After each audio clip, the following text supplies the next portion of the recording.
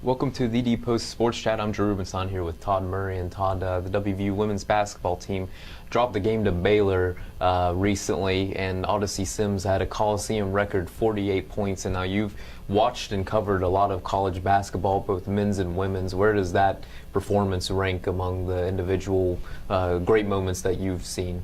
I'd say it's certainly right up there. Odyssey was incredible. Was hitting shots from all over the floor, was beating people off the dribble, going to the basket, getting fouled, went to the free throw line. I think hit 14 of her points from the line. It's like Baylor coach Tim Mulkey said afterwards, she never ceases to amaze me. You just can't guard her, and the Mountaineers really had their trouble with that on this night. And it seemed like, Meg Bolger was actually color commentator during the game, and she's had some highlights at the Coliseum, and she was saying that she's never seen a guard, either somebody that she's competed against or somebody that she's watched have the abilities that Odyssey Sims did. And it seemed like WVU was trying to do different things defensively. What all were they trying to do, and what is it about Sims you think that still allowed her to excel? Yeah, they tried to trap her, when they could, cut off her drives, but she just has such great skills with the ball, dribble penetration, and so forth that. We've seen flashes of this in the past, but when you have a 6'8" Brittany Griner, her main job was to get the ball inside to her. Now Mulkey has given her the freedom, out on the perimeter. She needs to make things happen if they're going to win. So she has the green light to pretty much do whatever she needs to do, and she's a great player, and I certainly see the Baylor riding her a long way this year. For WVU, somebody that they have to be able to rely on to excel is Asia Bussey. And a topic that we discussed throughout the non-conference part of WVU's schedule was Mountaineers' inability to sometimes get her the ball as much as Mike Carey wants. And it seems like that issue came back up against Baylor. What's going on? Is it similar stuff that we saw in the non-conference part of the schedule, or are there new reasons why Asia is just not getting the ball like she should? I think it was more of the same. Baylor was on her pretty good, but sure, you look at the first half stats and you see 4 shot attempts, and that just can't happen for WVU against a team of Baylor's caliber. She needs to be getting the ball a lot more, getting a lot more shots up.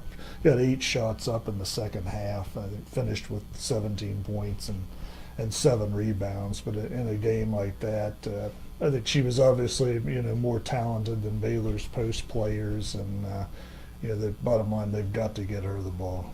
Can you identify it? Has Mike Carey been able to identify it? Are there issues with the offense? Is it just breakdowns by individual players not getting her the ball? Does Asia need to be more aggressive and come up higher to get the ball? What's going on here? Yeah, she said after the game that she was trying to demand the ball, but WVU maybe took a few more threes than they should have at times last night instead of looking to get the ball inside. I know all the players they're aware of it. They know Asia has to be a force inside for them to win in the Big 12, and I'm sure that's something they'll be focusing on for Sunday when Texas comes in here. Yeah, and preparing for that Texas game, the loss to Baylor snapped WVU's 13-game winning streak. They haven't dealt with this type of adversity. Where do you see this team kind of going from here? Are they able to rebound, or what are the challenges now? I think they will, given the number of seniors who are playing, and they understand how difficult this Big 12 is. The Big 12 schedule makers, gave them a really difficult start, opening at Kansas, and then nationally ranked Oklahoma State, come home for number 7 Baylor. They've got a Texas team that is on the verge of cracking the top 25. Then they've got to go next week to an Iowa State team that, as we sit here today, is undefeated. Then you come back for Oklahoma, that has been a ranked team this year. That's a pretty tough 6-game opening stretch in the Big 12. There's very little time to get too high after a win or too low after a loss, and I think with the veterans that they understand that.